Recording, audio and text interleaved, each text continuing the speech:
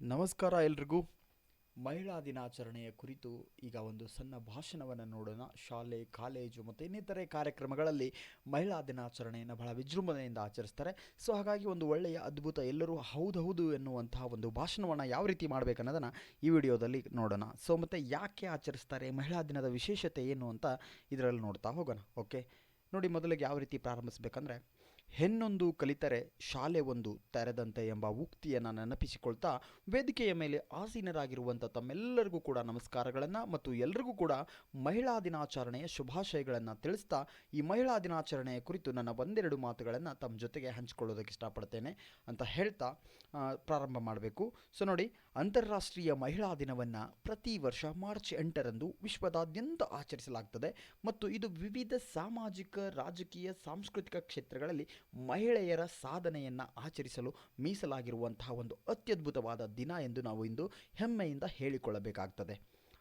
ಈ ರೀತಿ ಹೇಳಿಬಿಟ್ಟು ನೆಕ್ಸ್ಟ್ ನೋಡಿ, ಮಾರ್ಚ್ 8ರಂದು ಮಹಿಳಾ ದಿನವನ್ನು ಏಕೆ ಆಚರಿಸಲಾಗ್ತದೆ ಎಂದು ನೀವು ಆಶ್ಚರ್ಯ ಪಡ್ತಿರಬಹುದು ಮತ್ತು ಏನು ಎಂಬ ಪ್ರಶ್ನೆ ಸಹಜವಾಗಿ ಎಲ್ಲರಲ್ಲೂ ಹುಟ್ಟಿರ್ತದೆ. ಹೌದು, ಸುಮಾರು 109 ವರ್ಷಗಳ ಹಿಂದಿನ ಸಂಕ್ಷಿಪ್ತ ಇತಿಹಾಸ ಇದಕ್ಕಿದೆ.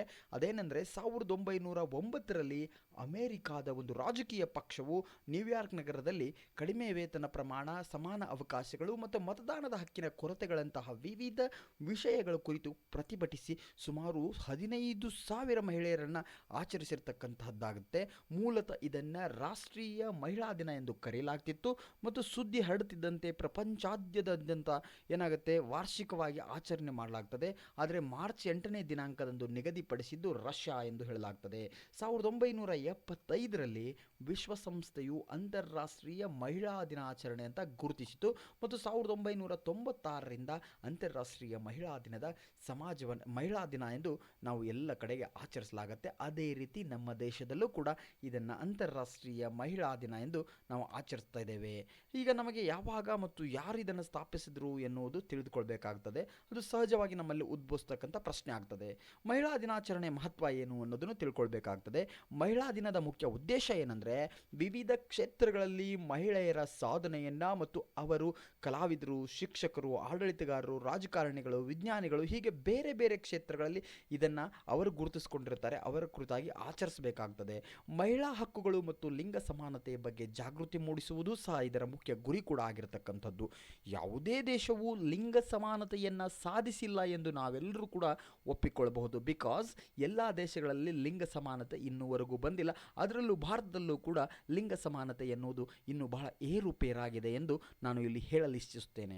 ಪ್ರಪಂಚದಾದ್ಯಂತ ಮಹಿಳೆಯರಿಗೆ ಸಮಾನ ಅವಕಾಶಗಳನ್ನು ನೀಡಲಾಗುತ್ತಿಲ್ಲ ಮತ್ತು ಅವರ ಜೀವನ ಅವರನ್ನು ಹೇಗೆ ನಡೆಸಿಕೊಳ್ತದೆ ಎಂಬುದರ ಕುರಿತು ಒಂದು ಅಂಶವನ್ನು ಎತ್ತೋದಕ್ಕೆ ಅವರು ನಿರಾಕರಿಸಲ್ಪಡ್ತಾರೆ. ಪ್ರತಿ ದೇಶದಲ್ಲೂ ಕೂಡ ಬಾಲ್ಯ ವಿವಾಹಗಳು, ಲಿಂಗ ಆಧಾರಿತ ಅಪರಾಧಗಳಂತಹ ಅನೇಕ ವ್ಯಕ್ತಿತ್ವದಗಳು, ಅನೇಕ ಸಮಸ್ಯೆಗಳು, ಹೆಣ್ಣು ಮಕ್ಕಳ ಮೇಲೆ ದೌರ್ಜನ್ಯ ಸಾಮಾನ್ಯವಾಗಿರ್ತದೆ ಮತ್ತು ಇವತ್ತಿವೆಲ್ಲವೂ ಕೂಡ ಮಹಿಳೆ ಎದುರಿಸ್ತಕ್ಕಂಥ ತಾರತಮ್ಯ ಕೂಡ ಒಂದಾಗಿರ್ತಕ್ಕಂಥದ್ದು ಎಂದು ಹೇಳಬಹುದು.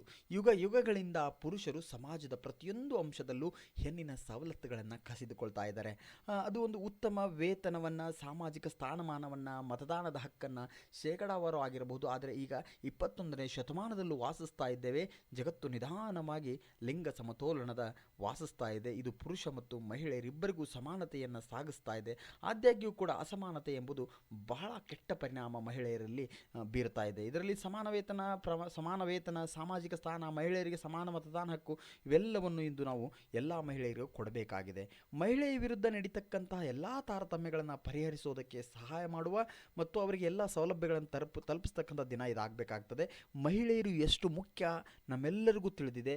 ಅವರು ಕಾಳಜಿಯುಳ್ಳ ತಾಯಿ, ಮಗಳು ಇತ್ಯಾದಿಗಳಂತಹ ವಿವಿಧ ಪಾತ್ರಗಳನ್ನು ನಿರ್ವಹಿಸ್ತಾಳೆ. ಈ ದಿವಸದಂದು ನಿಮ್ಮ ಜೀವನದ ನೀವು ಬಹಳ ಇಷ್ಟಪಡತಕ್ಕಂತಹ, ಕಾಳಜಿ ವಹಿಸ್ತಕ್ಕಂಥ ತಾಯಿ ಆಗಿರ್ತಾಳೆ. ನಿಮ್ಮವರನ್ನು ಎಷ್ಟು ಪ್ರೀತಿಸ್ತೀರಿ ಎಂಬುದನ್ನು ಕೂಡ ತೋರಿಸಬೇಕಾಗ್ತದೆ. ಮಹಿಳಾ ದಿನದಂದು ಆಚರಿಸಲು ಶಿಕ್ಷಣ ಸಂಸ್ಥೆಗಳು ಈಗ ತೆರೆದುಕೊಂಡಿವೆ. ಇಂದು ಪ್ರಗತಿಪರ ಸಂಕೇತವಾಗಿದೆ. ವಿದ್ಯಾರ್ಥಿಗಳಿಗೆ ಮಹಿಳೆಯನ್ನು ಗೌರವಿಸುವ ಮತ್ತು ಗೌರವಿಸಬೇಕಾದಂತಹ ಅವಶ್ಯಕತೆ ಇದೆ ಮತ್ತು ಭಾರತ ಸಂವಿಧಾನದಲ್ಲೂ ಕೂಡ ಆ ಅಂಶಗಳನ್ನು ಸೇರಿಸಲಾಗಿದೆ. ಅಂತಾರಾಷ್ಟ್ರೀಯ ಮಹಿಳಾ ಮಹಿಳಾ ದಿನವು ಸಾಮಾಜಿಕ, ಸಾಂಸ್ಕೃತಿಕ ಮತ್ತು ರಾಜಕೀಯ ಕ್ಷೇತ್ರಗಳಲ್ಲಿ ಮಹಿಳೆಯರನ್ನು ಸಾಧನೆ ಮಾಡಿಸೋದಕ್ಕೆ ಕಾರಣೀಭೂತವಾಗಬೇಕಾಗತ್ತೆ. ಇಷ್ಟು ಹೇಳ್ತಾ ನನ್ನ ಒಂದು ಚಿಕ್ಕ ಭಾಷಣವನ್ನು ಇಲ್ಲಿಗೆ ಮುಗಿಸ್ತೀನಿ ಅಂತ ಹೇಳ್ಕೊಂಡು ನೋಡಿ, ಇಲ್ಲಿ ಮಹಿಳೆಯರು ರೂಪಿಸುವ ವಿವಿಧ ಪ್ರಪಂಚದಾದ್ಯಂತ ಕೆಲವು ಸ್ಥಳಗಳಲ್ಲಿ ಮರೆತು ಹೋಗಿರುವ ಮಹಿಳಾ ಹಕ್ಕುಗಳು ಮತ್ತು ಲಿಂಗ ಸಮಾನತೆಯ ಕಡೆಗೆ ಗಮನ ಸೆಳೆಯೋದಕ್ಕೆ ಸಹಾಯ ಮಾಡುತ್ತದೆ. ಇದನ್ನು ಪ್ರತಿಯೊಬ್ಬರು ನಮ್ಮ ಜೀವನದಲ್ಲಿ ಪ್ರಪಂಚದಾದ್ಯಂತ ಮಹಿಳೆಯರ ಮೌಲ್ಯ ಮತ್ತು ಪ್ರಾಮುಖ್ಯತೆಯನ್ನು ಒಪ್ಪಿಕೊಳ್ಳಬೇಕಾಗತ್ತೆ ಅಂತ ಹೇಳಬೇಕು.